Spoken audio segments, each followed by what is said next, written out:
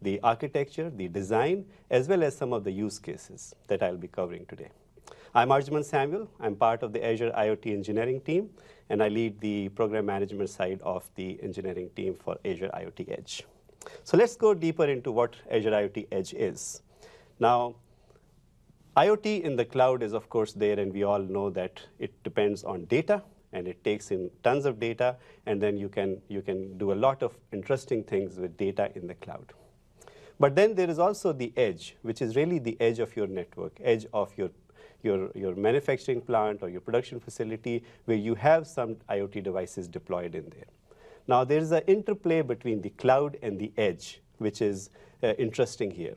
The cloud, of course, provides you with the ability to monitor your devices, which may be remote, which may be spread around the world. And so the cloud gives you a way to bring them all together in one place and manage them.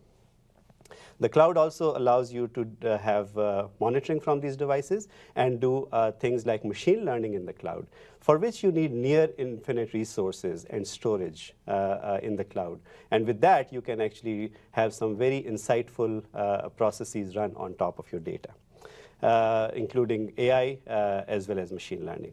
But then, on the other hand, you have the edge, which is your on-prem operations happening in your own facilities. These operations require perhaps very tight, low latency control loops, which you need to execute right there next to your machines.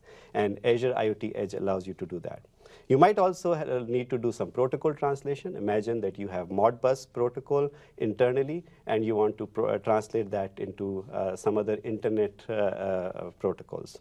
So data normalization, you might have a bunch of data which you have inside, and you do not want to send it as is to the cloud. And of course, there are reasons for privacy. You do not want to send it because of privacy, as well as perhaps protection of IP. So these are some of the reasons why you would have the edge. And then previously, as I mentioned, there is a place for the cloud. So Azure IoT Edge allows you to take all of the power that you have in the cloud, all of the intelligence that you have in the cloud, and take it all the way to the edge. And that is really the power of Azure IoT Edge. Now, when we talk about taking the intelligence and the power from the cloud and bringing it to the edge, we also like to talk about symmetry. Symmetry in terms of you have the same programming models that you have in the cloud, which you can bring to the edge. So essentially, if you have a developer who's already knows how to develop apps in the cloud, they do not need to retrain themselves for deploying on individual devices. They have the same skill set, the same things that they do in the cloud. All they need to do is through configurations, bring that workload to the cloud, to the edge. So let's go a little bit deeper on scenarios, because that really brings out the reason for having Azure IoT Edge, and also talks about some of the patterns that we have, that we see out there, which may be relevant. I'm going to list a few here and talk about those. The first one, of course, is protocol translation, which is pretty common. You have Modbus or other such protocols that you're using, and you want to translate them to IoT protocols, such as MQTT. So Azure IoT allows you to do that. You have on-prem data aggregation. You might want to do some analysis right over there. Why would you do that? Perhaps even to save bandwidth, save cost. Privacy, IP. So all of those things require you to analyze data and aggregate data on-prem. Another interesting operational pattern that we have seen is offline. Perhaps it's short-term offline or long-term offline. So you might have a device or a few devices deployed in a ship, and that sails off, and now you are not connected to the internet. And now you want to still continue doing the same kind of intelligence, same kind of analytics which you were doing previously with the cloud. And so Azure IoT allows you to do that. And the one place where Azure IoT actually shines is to allow you to bring the cloud services that we have in the cloud and have that power, that intelligence deployed onto the devices, onto your edge devices. And some of the examples here, and I'm going to go in more detail shortly. Some of the examples here, imagine you could bring Azure machine learning or AI from the cloud and deploy it onto an edge device. For machine learning, you could still be training your models in the cloud because that requires a lot of resources. But then the scorer, which is the outcome of your machine learning exercise, you bring that down to the edge. Stream Analytics is another service that we have, Azure Stream Analytics, which you can already run jobs in the cloud. But with Azure IoT Edge, you can actually have the same job which you have composed in the cloud, in the ASA portal, Azure Stream Analytics portal, the same job you can deploy onto the edge. Function is another one, and also your own code. Imagine that you have some code that you have written which in different languages, and you now want to deploy it onto an edge device. So Azure IoT allows you to do all of that. So the last one is where Azure IoT Edge really shines. So let's now look at that scenario that I mentioned. I'm sure many of you might recognize this pump. This pump essentially is used to pump oil from the ground, as well as in the ocean. You deploy these out there. There's a pump in there, and usually these are all remote. So not many people, or the operator is not really located next to the pump. They're usually located at a distance from this. So this is how it works. There is a certain pressure above the plunger, and there is a certain pressure down the plunger. On the x-axis, we have pump position. On the y-axis, we have pressure. And as the pump goes up and down, the pressure within the two places varies, depending on where the plunger is. And that envelope of operation, where this little ball is going up and down, is what you are looking for. And there is a certain envelope that you want your pump to always be in. The minute it goes out of that envelope of operation, you have a problem on your pump. And you either need to adjust pressure or some of those parameters, or perhaps in some situations stop the pump before it destroys itself. So essentially, the data coming out from this pump can be analyzed, and you can actually arrive at a place where you want to optimize your pump, as well as save it from bad things happening on the pump. Now, this is how some of the workflows work. You have the well site where this pump is running. This is a SCADA solution, and we actually demonstrated it a while back at Ignite, but this is how it works. So you have a well. Next to the well is a gateway device, which is usually connected over Modbus, and then it goes up to a SCADA controller. This controller is what is monitoring all the data coming out. So today what happens is you have to, whenever the pump, the data goes out of any of those operational limits, you have to send that data over email or SMS or whatever, send an alert to an operator who's offsite. The operator would look at the data and then would send somebody down there to adjust this pump, to bring it back to specs. Moving data, lots of data, from the site to the supervision site is expensive, but at times you do that. And once you do that, you can actually also upload that to the cloud. And in the cloud, then you can do a bunch of interesting things like machine learning and so on, and then come back and adjust the pump accordingly. Now, that's how it is done today. What we are now proposing here is, what if you could take that power of the cloud and bring it down to the edge, right next to this pump. And let me show you how that happens. So you have the same pump, you have the same Modbus-based device which is getting data off of that pump. You, of course, have IoT Hub in the cloud where you can bring in all the data that you want. And from IoT Hub, you deploy a Modbus module next to this device. This Modbus module is essentially doing protocol translation. It is picking up data and bringing it up to the cloud, where you can train your machine learning models in the cloud. But also you can deploy those models down back onto this IoT Edge device and do some kind of analysis, anomaly detection, and so on, and stop the pump right over there on the edge without having to go up to the cloud and wait for latency in the cloud and so on. So Azure IoT Edge allows you to not only do protocol translation here, ingest data, send to the cloud, which it does all of that, but it also allows you to run these complicated machine learning models which are trained in the cloud and brought down onto the edge.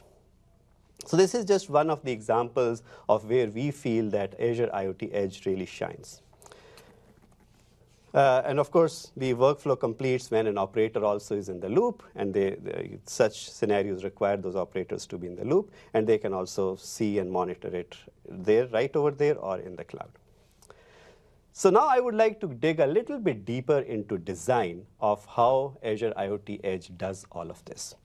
Some of the design principles that we have here, I'll just like to go over those because those are important when we are thinking about design.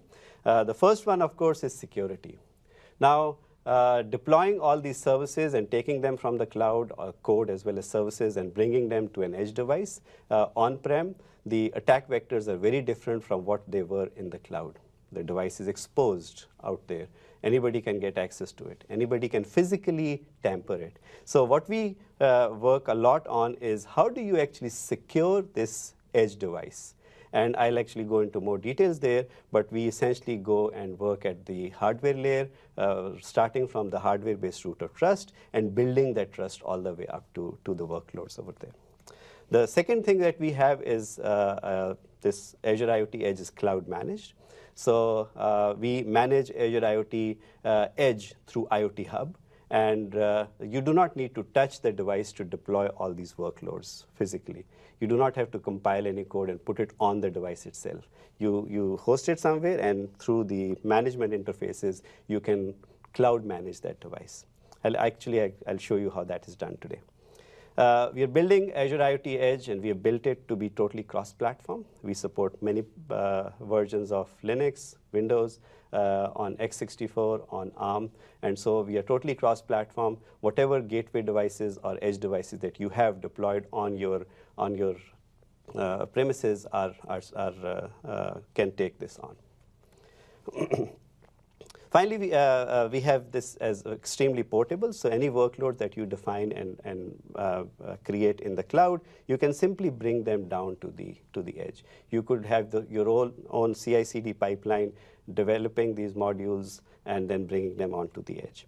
And then we, of course, have extensibility, where it's not only Azure services like machine learning and AI and stream analytics and functions and so on. It is also your own code, or your own services that you want to deploy onto the edge. So Azure IoT Edge allows you to do all of that in a very extensible fashion.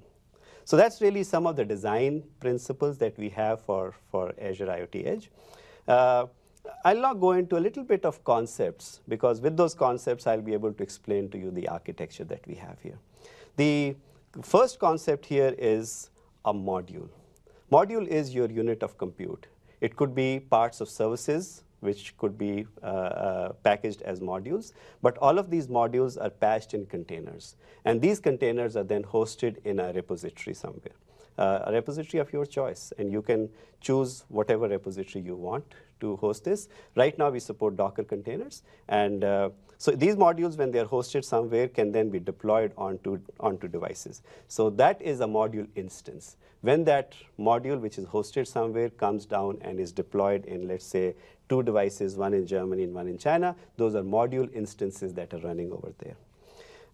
All of these module instances are brought down and monitored and controlled, and the security provided by a component we call the IoT Edge runtime.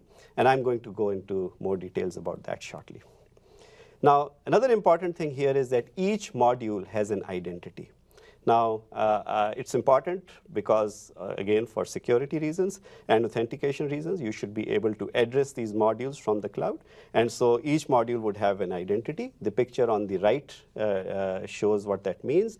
Each device, so the devices / Hanover 01 is the device ID, and then within that is the module, which is module instance, which is deployed onto that device. And so you could have multiple module instances deployed on any one device, and there's a way for us to go in and control and address them through an identity in the cloud. Now, this concept of a module twin is also new. So each module, similar to how we have twins in the cloud for the device, we also have extended that to have twin for the module. So you will have module twins, and these module twins is simply JSON documents similar to how we have device twins, and that can be used to get the state of the device of the module, send out data to the module, and so on from the cloud. So that gives you that control over the module and monitoring of what is happening on the module. So that's the module instance, identity that we have for the module, and how these modules are structured here. Now, the next concept here is the Azure IoT Edge runtime. Now, this edge runtime sits on top of the device, and I'll actually talk a little bit how all this is brought down and so on. But for now, Azure IoT Edge runtime sits on the device. It's connected to IoT Hub, and modules are sitting on top of it. The runtime essentially is responsible for installing and updating all workloads on the device. So that's really the heart of the system. It maintains the security, so the runtime has access to all the security tokens, the certificates, the keys which are in the hardware, and it brings them up to each module for authentication and so on. And all of that is done through the Edge runtime. It also ensures that they're always running, so the modules are always running. So when you have a module going up, and if there's an issue, runtime would know about it. It would try to restart, and all that information would be available in IoT Hub as the status of the device and the modules. Of course, they report health. And then all of the communication happening between Leaf devices and the Edge device is going through Edge runtime as well. So that is, again, an extension of IoT Hub sitting right there on the device, and all Leaf devices, which are downstream IoT devices, which are connecting off to the Edge. It also facilitates all communication between these modules. So these modules are talking to each other. They talk through the runtime. And all communication between these modules is authenticated and so on. So Edge runtime is really responsible for doing that communication or making that happen. And that's really based on our concept of routes. So you essentially define routes within the Edge runtime from the cloud. You do not have to do it there. From the cloud, those are brought down and implemented on the Edge device. All communication between the Edge device and the cloud is also done through Edge runtime. So Edge runtime is really the core of the Azure IoT Edge device. So let's look at the next concept, which is related to our Azure IoT Hub device management, which essentially tells you how we bring about these workloads onto the Edge device. Now, this is a generic concept. This is part of Azure IoT device management, which we released last year, and it's been out there and it's in GA. Just going over this concept because we use this concept a lot for Azure IoT Edge deployments. Of course, there's a telemetry stream going from IoT device. IoT device is on the left, IoT Hub is in the cloud, and it's on the right. So the IoT device is sending up telemetry data to the cloud. The cloud IoT Hub is sending out commands to IoT device. Now, I showed two arrows, but these are just logical arrows. This is really one encrypted channel between IoT device and IoT Hub. Device twins is the core concept here, which enables device management to happen. Device twin has two properties within it. There is a desired property and a reported property. The desired property is owned by the cloud, and the cloud can define what the desired property would be, and that goes down to IoT device, and IoT device then interprets that property, desired property, and does something with it. And once that does something happens, it goes in and updates the reported property, which is owned by the device, which is then sent up to the cloud. So at any given time, the IoT Hub in the cloud has the state of the device and through the reported property, the current state of the device, and also it can affect that state if there is a change in the property required by the cloud. So these are the underlying mechanisms that we have in terms of twins, which we use extensively to configure IoT devices today. Now, what we have done is we have taken the same concept and we have applied it to the IoT Edge device as well as the module instance. And then there are some other things also within device management. There are tags, there are methods, there are jobs and queries, which I won't mention here, but really this is the core concept that we use for IoT Edge. So this is how it all works. The rectangle here is IoT Edge, is the Edge device, and I'll talk about the hardware specs and so on. But just so we have the right context, this is a rich operating system, Windows or Linux, running on this box. There is also some hardware specs that we have defined, which is it has to have the right hardware-based root of trust. It has to have some, for example, TPM is one of example there, and then it should be able to securely boot the device in the fashion that we define. Once that is done, it provisions itself using our device provisioning service, and Edge runtime is brought down onto this device. So before this, the device could be anything, and it could be deployed wherever, but this Edge runtime really brings down the Edge functionality onto this device. The operator would select which device it needs to connect to and which node, the device it needs to connect to, and now in the cloud, the operator would start defining what are the workloads that need to come down onto the edge. And this definition is done through device twins. So the device twin in the cloud in IoT Hub is you're given, let's say, 4 URLs of the workloads, the containers that need to come down. It also is given some auth for those containers, and securely that device twin is brought down onto the edge. And Edge runtime interprets that twin, the desired properties from the twin, from the device twin, and it starts pulling down these containers. And these containers, as I mentioned, could be anything. They could be any container-based workloads. They could be Azure Functions, Azure Stream Analytics, Azure Machine Learning, or your own code, which has been put into a container so that you have the code running in a container. You then, next what you do is the operator goes in and defines routes for these devices, these modules. So the routes essentially is when a message comes out from one module, where does it need to go? And those routes are all defined in the cloud, in the twin, the device twin, and those routes come down, and Edge runtime picks that up and then starts implementing. One example could be from container 1, whatever message comes out needs to go to container 2, the module 2. And then from there, it needs to go up to the cloud. So these would be 2 different routes which you define in the cloud, brought down onto the Edge runtime, and the Edge runtime interprets these routes accordingly. With a third concept here is, which I had mentioned, each module also has a twin. So in the cloud, you can actually set up, is addressable, so there's an identity for each module twin. You go in and say, okay, for this module, I need to parameterize it this way, change the desired property of that twin, of this module twin. And that would come and be implemented in the module that is running on the device.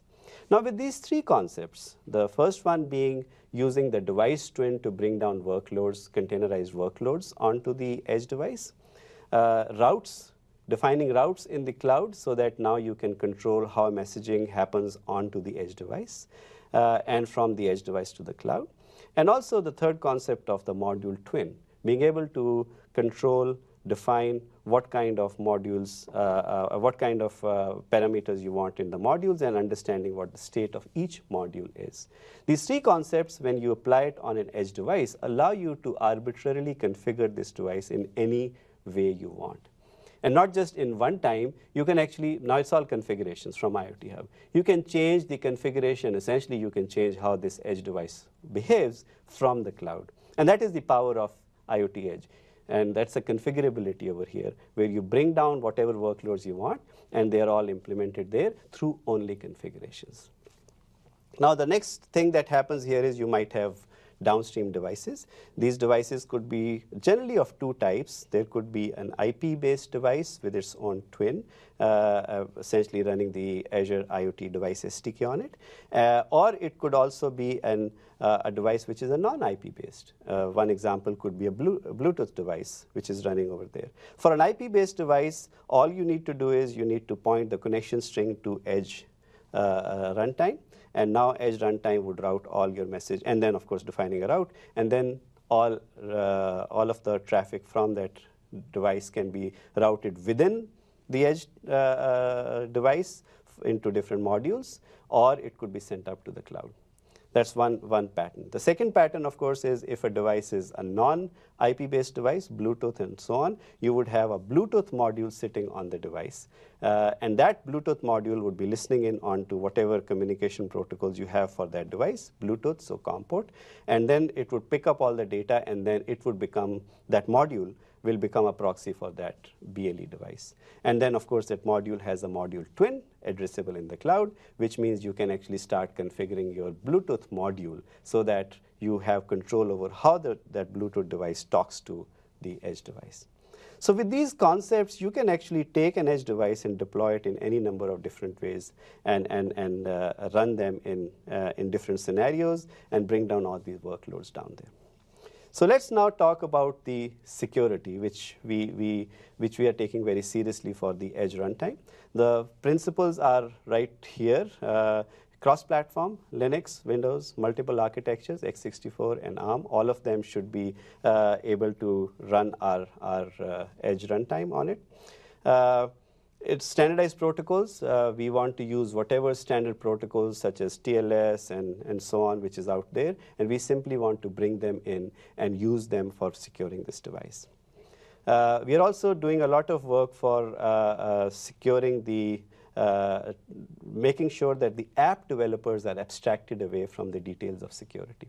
So the public preview that we have done is really centered towards the developers who would pick this up, and then they would be abstracted from the underlying layers of how hardware-based root of trust is working through very isolated APIs that we'll provide. And then we are working with a bunch of partners, I'll talk more about those, to enable them to provide this right technology in hardware so that it can be used by you. So these are some of the principles that we have for securing the Azure IoT Edge. Here is, again, the next level of detail, which gives you, it starts from the bottom, which is the hardware-based root of trust, which is your trust anchor. Now, the concept here is that you cannot protect a device unless you can sufficiently identify and secure that device in hardware. And hardware, of course, the root of trust could be any number of different technologies. TPM is one of them. There are other HSMs as well, which you could be using in there, but it's all rooted in the hardware. On top of this hardware, we have a secure boot process which allows you to bootstrap that device in the first instance, as well as to recover the device. In case you want to recover it, you should be able to update that firmware and securely boot it in the right image. Above that is the secure execution environment. Now, this is part of the operating system which is secured by the hardware and the OS, and this is where we will run some components. Our secure agent would run there, which allows you to securely talk to the hardware-based root of trust and provide all of those resources, the security resources, the cipher resources, all the way up to the rest of the environment. And then we have the protected environment, which is really the general computing environment, which is where all the modules are running in containers and where you have the edge runtime orchestrating all of these containers right over there. So that's really a high-level view. Let's go one step deeper into how we are implementing security for Azure IoT Edge. The box here is your edge device. You have an operating system, a rich operating system on it, which has a secure execution environment and a standard execution environment.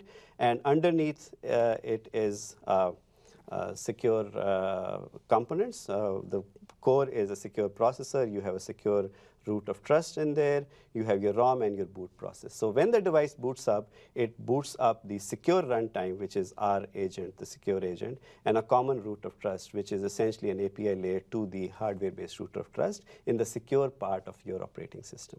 And once this is booted up, and of course, as part of the boot sequence, it checks for authenticity of the code that is being brought up. It attests that code if it is the right code that needs to be brought up. And once it is up and running, it makes sure that that code remains pristine. Once that is done, you then can start the edge runtime. The edge runtime is it runs in the standard execution environment, and then you have different modules. You could have our services put in containers, third party, whatever, but these are all modules which are running in the standard execution environment. Before you launch any of these components, the Edge runtime, the modules, and so on, their authenticity, if they are the right code that was meant to be run, is all checked through the interfaces that we have on the secure execution environment. And then, of course, the Edge runtime is also talking to the cloud securely through trust, which is established from all the way to the hardware-based root of trust, brought all the way up to the cloud. Now, that is important because then you can actually trust this device. You could also have other IoT devices which are connecting to modules, again using the same model where you have the root of trust on the device, which is doing trust negotiation with the cloud and is bringing in IoT devices which are connected to this edge device. So that's how it runs, it boots up, the device boots up, and how communication happens between the cloud and modules and the edge runtime, and how it depends on the trust which is created with the device. At runtime, whenever any of these modules running up there or the edge runtime requires crypto material, for example, keys or certificates and so on, it makes a call to the secure part of the operating system, the secure execution environment, and asks for the right material from the API that we provide on top of the secure runtime. And then, of course, it is based on secure root of trust, and it comes up, and now each module can trust whatever information is being passed to them. So that is really how this works. There's a little bit more detail here. Secure boot and updates is a feature that we have already built. The trusted attestation of hardware, endpoint, runtime, memory attestation, all of this. And of course, some of this is also dependent on hardware. And so we have a bunch of hardware partners helping with that and making it real. We will provide data protection, privacy, monitoring, and of course, tamper resistance. Now, if you want to know more about how this whole model works, we've already showcased this infrastructure with a couple of partners, NXP and Microchip. We have already announced our partnerships with them. This URL here, ak.ms/edge security, takes you to that blog and then links you up with all of the work that we are doing there.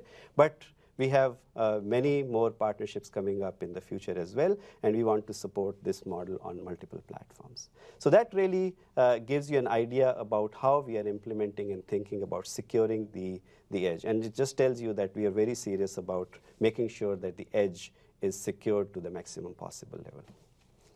Let's talk about the hardware for Azure IoT Edge. The way we look at hardware is there is this sensor tier, which are small little sensors, which could be temperature sensors and so on, which are deployed around all around us. And then on the other extreme of this spectrum are these gateway class devices, which are big, very powerful devices, which allow you to do a lot of processing on those devices.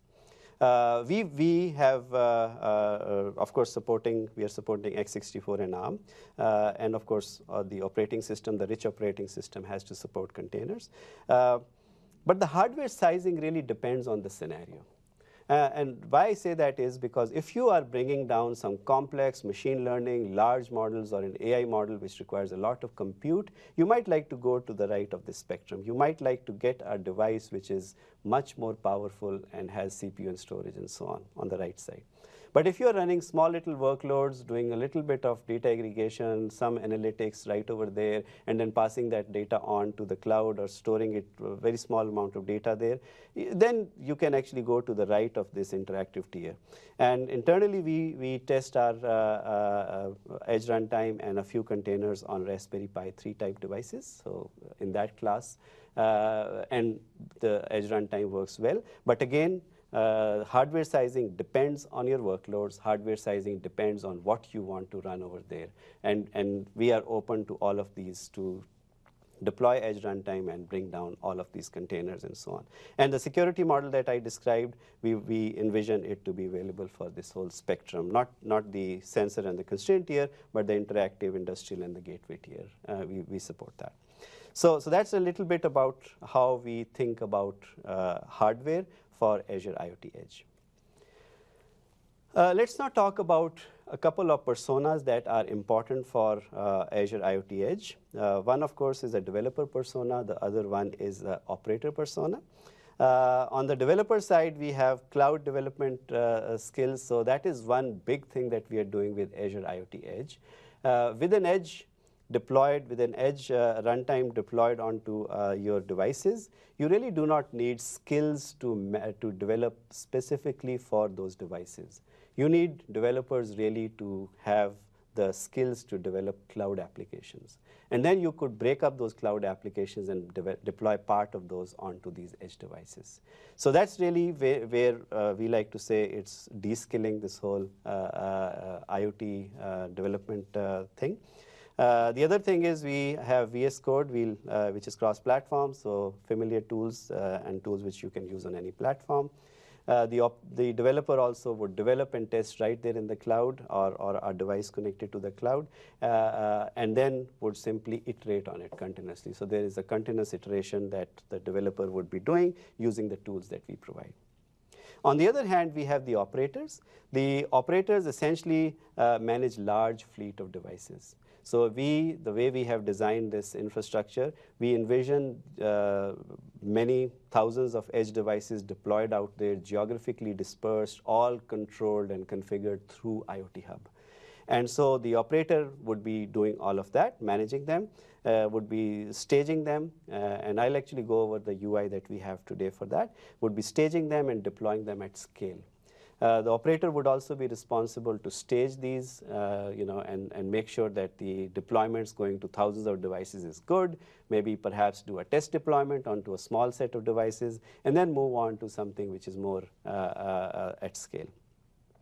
And all of this is built into operational workflows. So we do have user experiences, graphical user experiences in our portal for doing all of this, managing it at scale. But we do understand that many businesses, many enterprises might have their own workflows for deploying edge devices and workloads onto edge, and for which we have an API layer.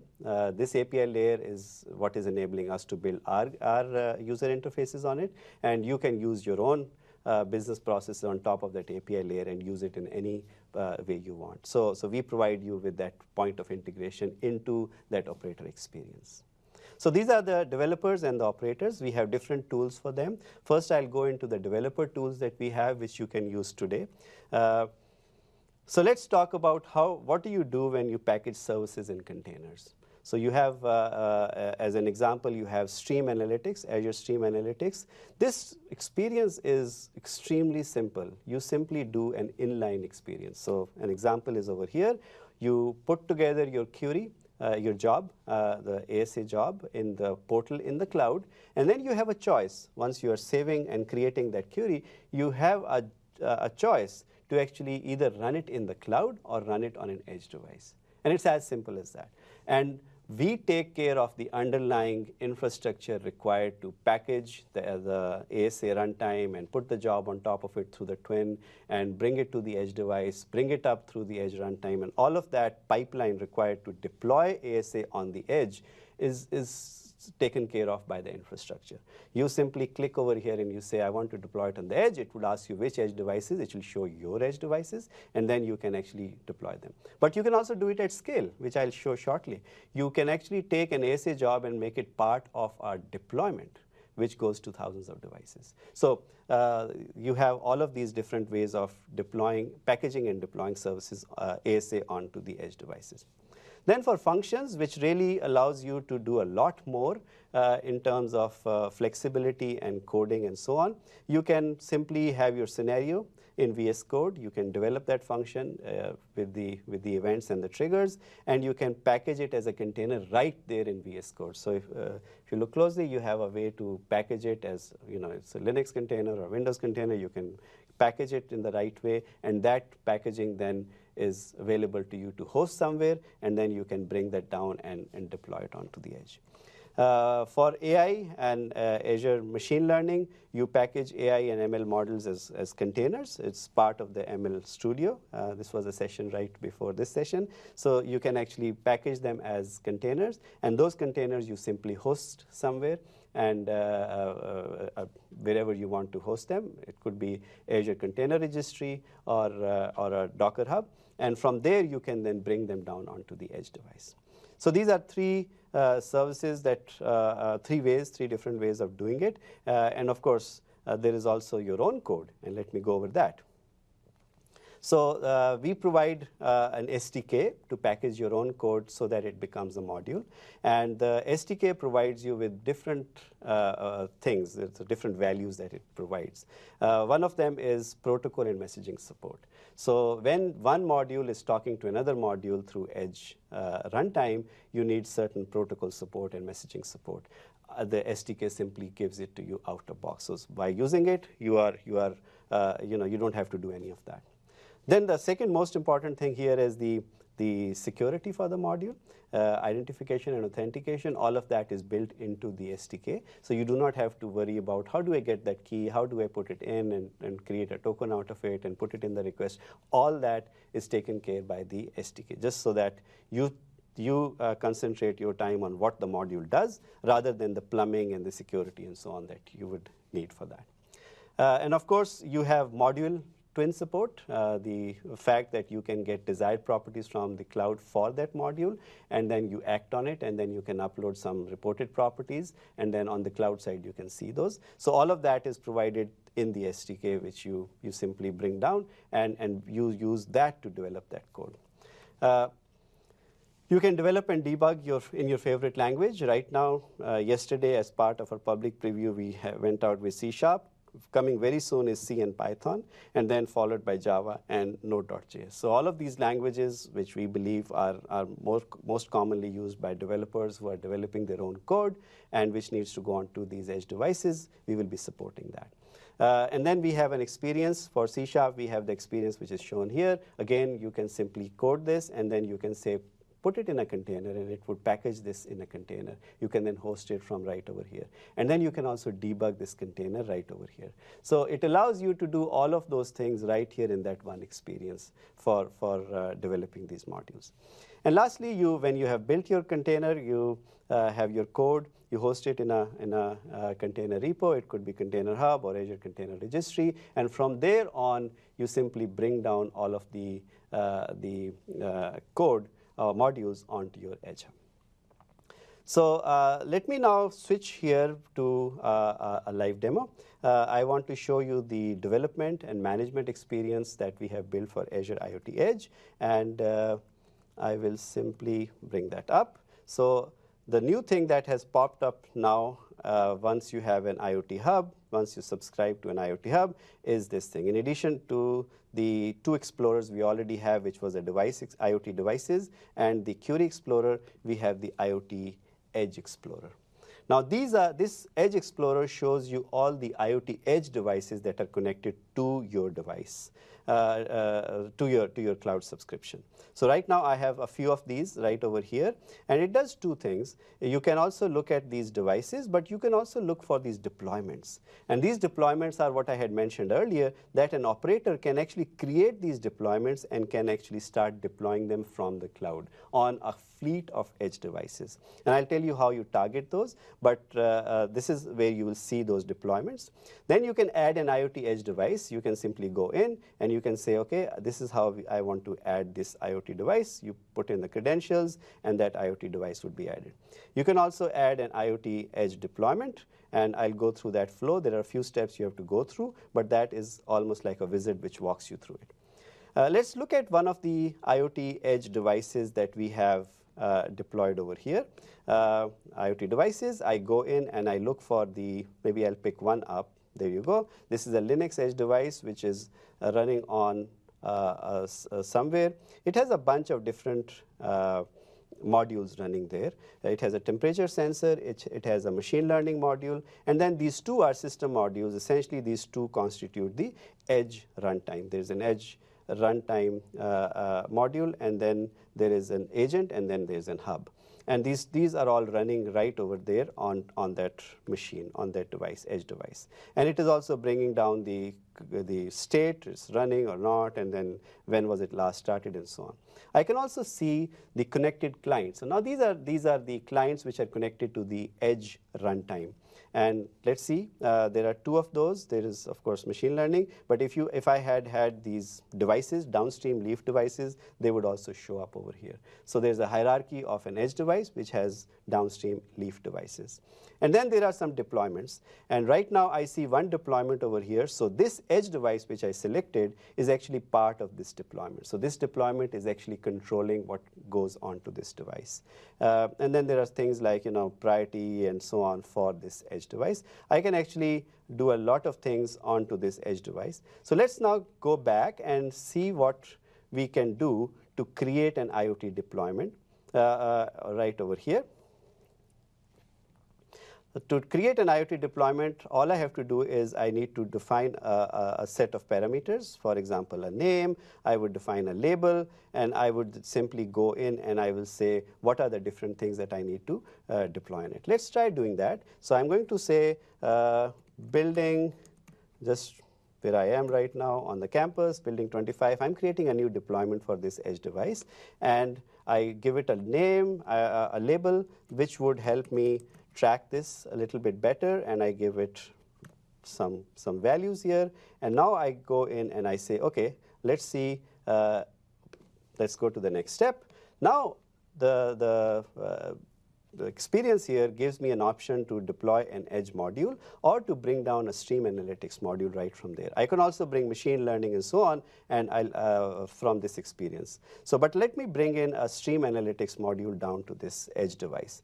So in my subscription, I have these different stream analytics modules, which are already there, which have been jobs which are available. And all I need to do is, okay, I'm fine with that. I need to bring this ASA job to my device. And what is happening here is that ASA device, that ASA job was published in a container and is now hosted somewhere, so that now it is available to be deployed onto this edge device. I go next, and this is where I define my routes. And routes for this deployment, I can define them as sync, from, and into. So from module 1 goes into module 2, those kind of things. And route gives me the flexibility to route messaging between modules or between the module and the cloud. I go further on, I can actually define these tags, dot environment is equal to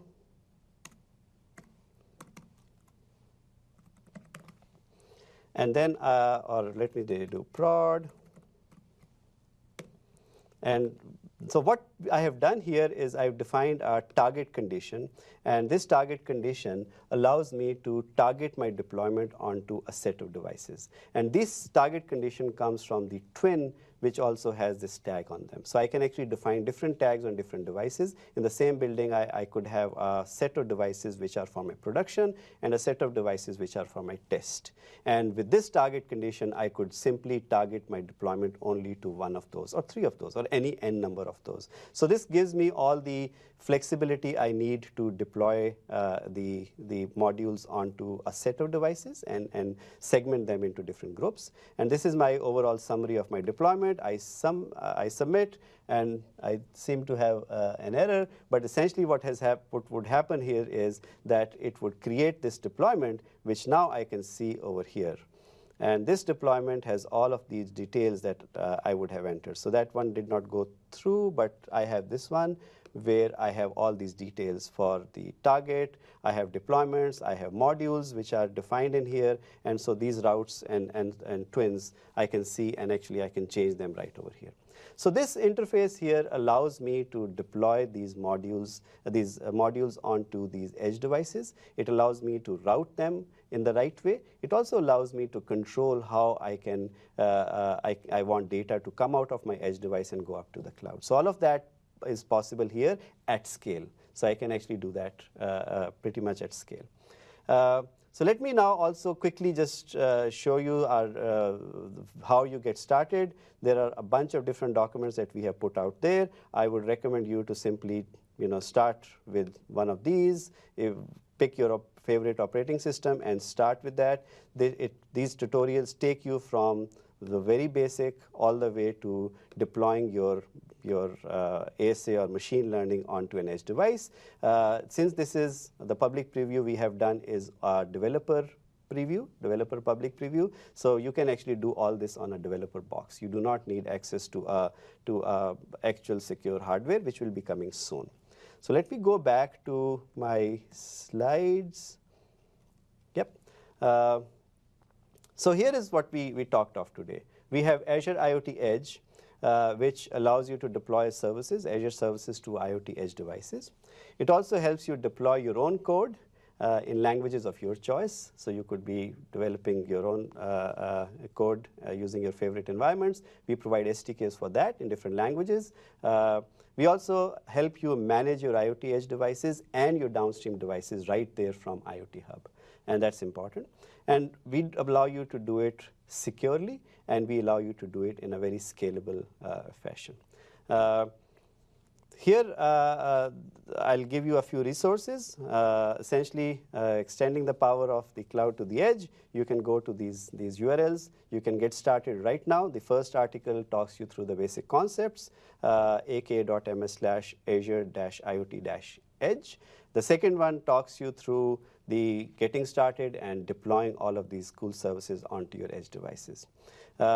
I'm hoping that you would find this interesting, and I'm hoping that you will be able to get started quickly and get some good, use these in some interesting scenarios. That's all that I have. I think there might be a bunch of questions which I will try to answer. I'm going through these questions.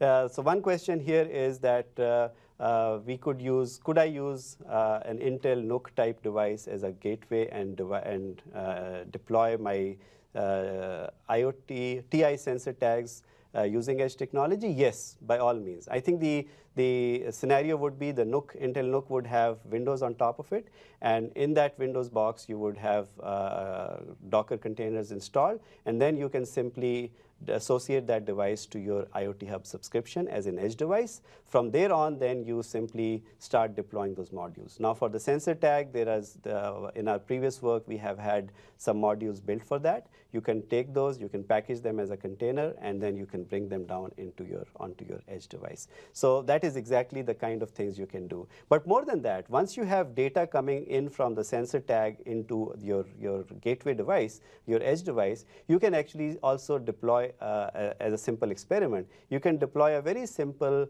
ASA job onto that same box. And in that ASA job, you could say, okay, whatever data comes in, do some kind of stream analytics, and then send me an alert. So that those two, you can actually get started with that pretty quickly.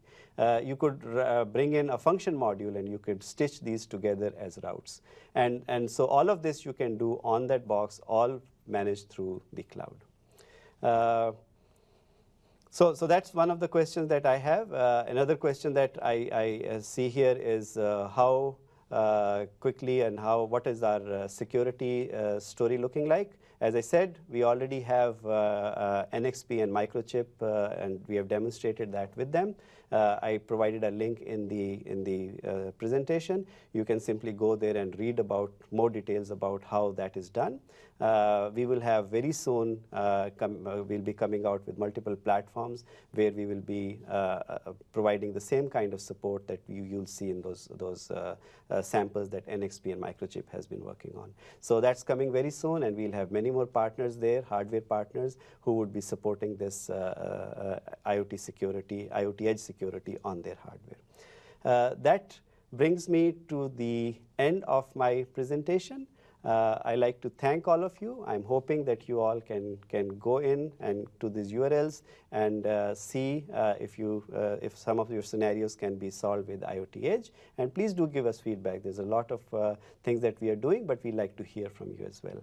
And I'd like to thank you for attending. Thank you very much.